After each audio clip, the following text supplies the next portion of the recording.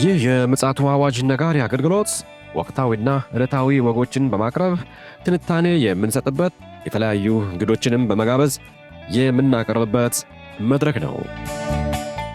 መረጃዎችን ያጠናከረ ይዞልን የሚመጣው ፓስተር አለማየሁ ነሙ ሲሆን ፕሮግራሙን የመራና መሰናዶውን ኤዲት በማድረግ ወደ እናንተ የሚያቀርበው ይልቃል አስራት ነው። መልካም ጊዜ።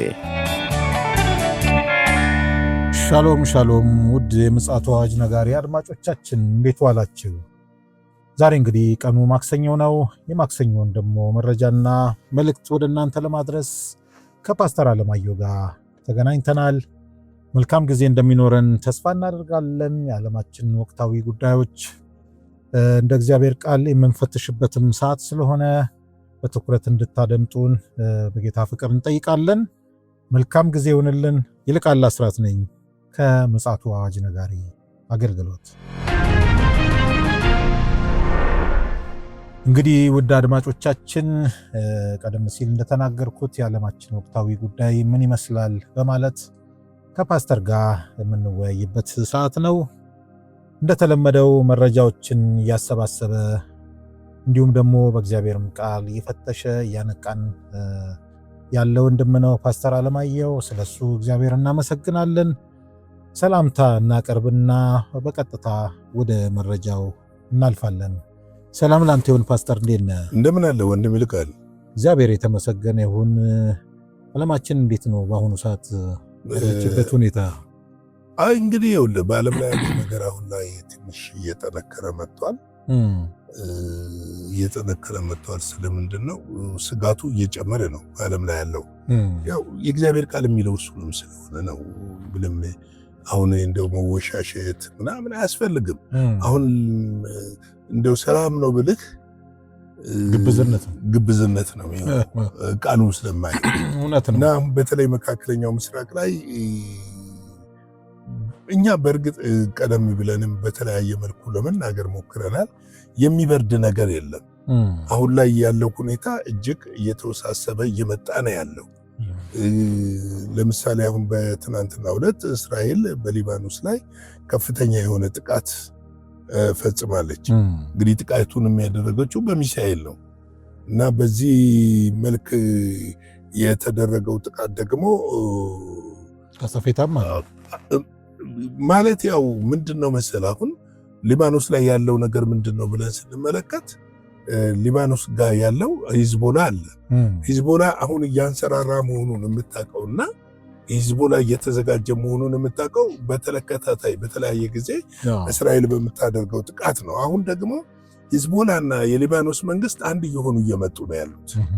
አንድ እየሆኑ ነው፣ ውስጡን ተስማምተዋል ማለት ነው። አዎ ለምሳሌ በፊት ምንድነው ትጥቅ እንዲያስፈቱ ተነግሯቸው ነበረ። በዚህ ስምምነት ነበረ።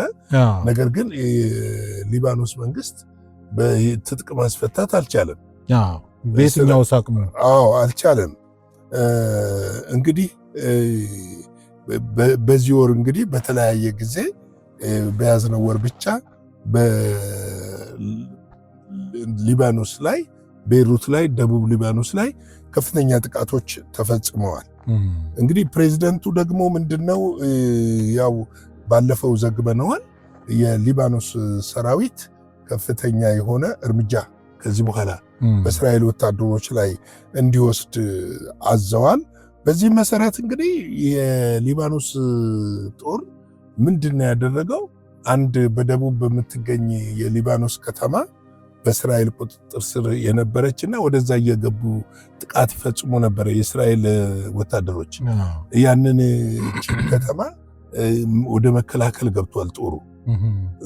እንግዲህ ከሊባኖስ ወታደር ጋር ውጊያ ተጀምሯል ማለት ነው። በአንድ በሌላ ምንድነው መሰል አሁን ውጊያ ብለን ኦፊሻሊ አውጀውት አይደለም የሚያደርጉት። እያደረጉ ያሉት ግን ይህንን ጥቃት የሚፈጽሙበት ዋና ምክንያት ከስር ጠላቶቻቸውን እስራኤሎች ማጥፋት ስለሚፈልጉ ነው። እንግዲህ በተለያየ ጊዜ የአየር ጥቃት የሚሳኤል ጥቃቶች ተደርገዋል። አሁን ምንድነው ሊባኖስ ውስጥ ያለው ሂዝቦላ ወደ ውጊያ አቋሙ ተመልሷል። እና ለእስራኤል ቀጣይ ከሐማስም በላይ አሁንም ስጋት እየሆነ እንደሚመጣ ነው እየተነገረ ያለው። እንግዲህ በትናንትናው ዕለት ጠቅላይ ሚኒስትር ኔታንያሁ አንድ ነገር ተናግረዋል። ከሐማስ ጋር ያለው ነገር ያው እንደቀጠለ ነው። በዚህ መሰረት የመጨረሻውን ታጋች የሚሉት እሳቸው አስከሬኑን ማለት ነው እስክንረክብ ድረስ ጥቃቱን እንቀጥላለን ብለዋል። በትናንትናው ዕለት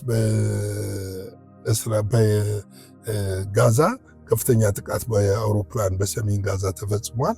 ይሄ ከፍተኛ ጥቃት ደግሞ በጣም ብዙ ሰዎች እንደተጎዱና እንደሞቱ ነው የሚነገረው።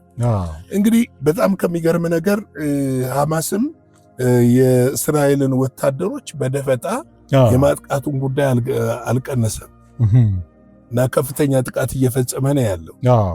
ይሄ ጥቃት ደግሞ እስራኤልን ለበቀል መልሶ እንዲያነሳሳት አድርጓል። እነዚህ ጥቃቶች እንግዲህ ተባብሰው እየቀጠሉ ነው ያሉት። በተለይ ደግሞ በጋዛ እስካሁን በተለያዩ ቦታዎች በተደረገ ጥቃት አንድ የጋዛ ጤና ጥበቃ ኃላፊ እንዳወጡት ከ200 በላይ ሰዎች ተገድለዋል ብለዋል። ይሄ መቼ ነው? ተኩስ አቁሙ ከተደረገ ወይም ሲስፋይሩ ከተወሰነ በኋላ ነው። እንደውም እሳቸው የሚሉት ምንድነው? ጥቃቱ አላቆመም፣ እስራኤል አሁንም ማጥቃቷን አላቆመችም ነው። እስራኤል ደግሞ እስከ መጨረሻው ታቆማለች ብዬም አላስብም። ሌላው ደግሞ ምንድነው? አሁን ሐማስም ትጥቅ ይፈታል ብሎ ማሰብ ጅልነት ነው፣ ሞኝነት ነው። ሐማስም ትጥቅ አይፈታም። ነገር ግን ይሄ ጦርነት እየተባባሰ መጥቷል።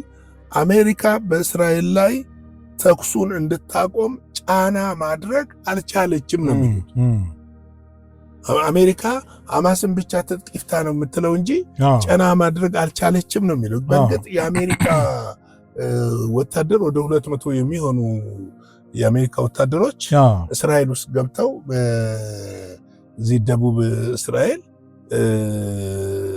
ወታደራዊ ካምፕ እየመሰረቱ ነው ያሉት እና ይሄ ወታደራዊ ካምፕ እየመሰረቱ ነው ያሉት። እነዚህ የሚገቡት ከተለያዩ አረብ ሀገሮችም የሚገቡ አሉ እየተባለ ነው።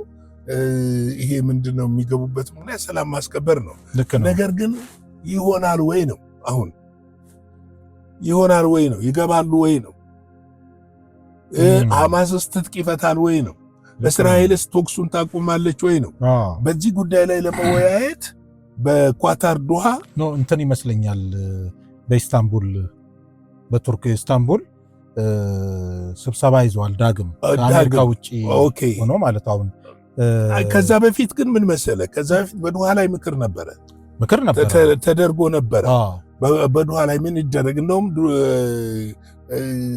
ማንጭ ኳታር ሐማስን እስከ መቃወም የደረሰችበት ነገር ተደርጎ ነበረ። አሁን ደግሞ በቱርክ ኢስታንቡል ስብሰባ ላይ ተቀምጠዋል። ከተቀመጡት ውስጥ አሁን የሚያሳየው ማን እንደሆነ ታውቃለህ? ቱርክ አለች፣ በዋናነት ግብፅ አለች፣ ኤሚሬት አለች፣ ሳውዲ አረቢያ አለች፣ እንደገና ፓኪስታን አለች። እነዚህን ያጠቃለለ እንግዲህ ዳግም እንግዲህ በአንጻራዊነት ሰላሙ ፍቁሰፍ ነው። እውነት ለመናገር ግን ለማጠናከር ብለው ነው። ግን አሁን እኔ ልጠይቅ የፈለኩት ነው ወይ አሁን ይሄ የሰላም ስምምነት በሐማስና በእስራኤል ለማምጣት ነው ወይስ በስተጀርባ ሌላ አጀንዳ? ለምሳሌ በጣም ልንገር፣ እንደ ቀልድ አይቼ ያለፍኩት ዜና ቢቢሲም ሲኤንኤንም ሌሎችም ዘግበውታል። ፓኪስታን ወደ ስንት ሺህ ወታደር ልኬ ሐማስን ልዋጋ ነው ትጥቁን አስፈታለሁ የሚል ነገር አንስታ ነበረ ነው ወይ? እሱ ነው እኮ አሁን እነሱ እያሰቡ ያሉት አላስካ ሞስክ ለመጠበቅ ነው። ምንም ጥያቄ የለም። ስትራቴጂው ይሄ ነው። አረቦቹ አሁን የሚገቡበት ምክንያት በእስራኤልና በሐማስ መካከል እውነተኛ ሰላም እንዲሰፍን ሳይሆን አሁን ከአረቦቹ ጋር እስራኤል መጋጨቱ አይቀርም። ቀዳዳ ነው። ለምሳሌ የቱርክን ሰራዊት አልቀበልም ብላለች። ሌላ ዓላማ ስላለው ከበስተጀርባ የግብፅንስ ልትቀበል ትችላለች? የማይታሰብ አይታሰብም። እና እነዚህ ነገሮችን ስትገመግማቸውና ስታያቸው ያለው እድምታ አሁንም ቢሆን መካከለኛው ምስራቅ ትልቁ ጥርጣሬያቸው እነሱ መስጊዱን አፍርሳ መቅደሱን ትገነባለች ነው ትልቁ ሐሳብ። በተለይ ኮንሰርን አርጋ ወይ ደግሞ በጣም ትኩረት አርጋ እየተንቀሳቀሰች ያለችው ቱርክ ናት። ቱርክ ለምን መሰለ? ቱርክ በቀጠናው ላይ ቀኝ ገዥም ነበረች በኦቶማን ቱርክ ጊዜ። ያንን ግዛት ያንን ምድር ትቆጣጠር ነበረ። ከዛ በኋላ ደግሞ እስራኤል እንደ መንግስት ስትሆን ጋዛን ለግብፅ ነው የተሰጠው። መስጊዱንም የገነባችው እሷ ናት። ማነች ጆርዳን ታስተዳድር እንጂ የገነባችው እሷ ነች። ጆርዳን የምታስተዳድር እኮ መንፈሳዊ ሁኔታውን ነው እንጂ ሌላውን ጥበቃውንም ጠቅላላ አጠቃላይ ከእንግሊዝ ቅኝ ግዛት በኋላ ነው እንግሊዝ ያንን ምድር ለቃ ስትወጣ ጆርዳን ናት ስታስተዳድር። አሁን መንፈሳዊውን ነገር የሚመሩት ጆርዳኖች ናቸው። ግን ያም ሆኖ ነገሩ አሁን በዛ እንደሚታሰበው ዶናልድ ትራምፕ እንዳሰቡት እኮ ቢሆን የገና ድሮ ትጥቅ ፈተዋል፣ ሁኔታዎች ተመቻችተዋል፣ ገብተዋል፣ ግንባታና ምናምን የሚጀመርበት ጊዜ ነበር። ግን አሁንም መቆራቆዙ አለ። አሁንም እስራኤል በጀት እየደበደበች ነው። ሰዎች እየሞቱ ነው። ቅድም እኮ አልኩ የጤና ጥበቃ ኃላፊው ከእንትኑ በኋላ ከ200 ሰው በላይ ሞቷል። እና ይሄ የሚያመለክተው ምንድን ነው? ሐማስ አሁን አንዳንዶች ሐማስ ተዳክሟል ይላሉ። ስልት ሊቀይር ይችላል። ሐማስ አሁን ፊት ለፊት ላይ ይዋጋ ይችላል። ጎሬላ ፋይት ሆኖ ሊዋጋ ይችላል። ሐማስ ትጥቅ አይፈታም የሚባልበት ምክንያት ስሙንም ቀይሮ ሊመጣ ይችላል። በተለያዩ አንጃዎች እውነት ነው፣ በተለያዩ አንጃዎች ሊመጣ ይችላል። ስለዚህ ያንን ስፍራ እልባት የሚያገኘው በመጨረሻው ዘመን ብቻ ነው። የሺህ ዓመት መንግስት ሲመጣ የክርስቶስ መንግስት የመጨረሻ እልባት ያገኛል ብዬ የማስበው እንደዛ ነው። እንግዲህ በዛ አካባቢ ያለው ይሄንን ይመስላል። ምንም የተረጋጋ ነገር በቀጠናው ላይ እየታየ አይደለም። አሁን ላይ ያለው የጦር መሳሪያ ሽቅድምድሙ ብዙ ነገሮቹ ያንን የሚያረጋግጡ እንጂ ሰላምን የሚያረጋግጡ አይደለም። ሰላም ደግሞ ከእግዚአብሔር ዘንድ ነው የሚመጣ። የሰላም አምላክ እግዚአብሔር ብቻ ነው። ኢየሱስ ክርስቶስ ራሱ እኔ ሰላሜን እሰጣችኋለሁ፣ እኔ የምሰጣችሁ ሰላም ዓለም እንደሚሰጠው አይደለም፣ ሰላሜን እተውላችኋለሁ ያለን እሱ ነውና እሱ ካልሆነ በስተቀር ሰላም በሌላ መንገድ አይመጣም ለማለት እወዳለሁ። እንግዲህ እኛ እንዘጋጅ፣ እንጸልይ፣ እግዚአብሔርን ፊት እንፈልግ፣ ከእግዚአብሔር ጋር እንታረቅ። ላይክ፣ ሼር፣ ሰብስክራይብ አድርገን ይህንን አገልግሎት ለሁሉ እንዲደርስ እናድርግ። በዚህ ደግሞ አብራችሁን አገልግሉ። እግዚአብሔር ጸጋ ሰላም ይብዛላችሁ። ሻሎም። እግዚአብሔር አብስቶ ይባርክ ፓስተር፣ የጊዜውን መረጃ ደግሞ ስላቀበልከን እንዲሁም ደግሞ በእግዚአብሔር ቃል ምክርም ስላካፈልከን እግዚአብሔር አብስቶ ይባርክ። እውነት ነው እንግዲህ ስናስተውል አይኖቻችን ተከፍቶ ነገሮችን ካብላላን ከዚህ በኋላ ዓለም ሰላም ይሰፍናል ብሎ ማሰብ በራሱ አላዋቂነትም ብቻ ሳይሆን የዋህነት ወይ ደግሞ ሞኝነት ነው ብዬ እኔም በግሌ ወስዳለሁ። አንተም እንዳልከው የክርስቶስ መንግስት ብቻ ሲመጣ በዓለም ላይ ሙሉ ሰላም ይሰፍናል የሚል እምነት አለን። እንግዲህ ውድ አድማጮቻችን የዛሬው መረጃና መልእክት የቀኑ ይህንን ይመስላል። በምሽቱ ደግሞ እንደዚሁ በአዳዲስ መረጃዎች ወደ እናንተ ብቅ እንላለን። እስከዚያው ድረስ የእግዚአብሔር ሰላም፣ ምሕረት፣ ቸርነት ከእናንተ ጋር ይሁን። ይህ ፕሮግራም ደግሞ ተደራሽ እንዲሆን ሰብስክራይብ እያረጋችሁ ለሌሎችም ደግሞ እያጋራችሁ እንዲሁ ደግሞ ላይክ በማድረግ በየጊዜው የሚመጣውን መልእክት እንድትካፈሉ በዚህ ተሳትፎ እንድታደርጉ በእግዚአብሔር ፍቅር እንጠይቃችኋለን። መልካም ጊዜ ይሆንላችሁ። ሻሎም። ለዛሬ ይዘን የመጣነው ወቅታዊ መረጃ ይህንን ይመስል ነበረ።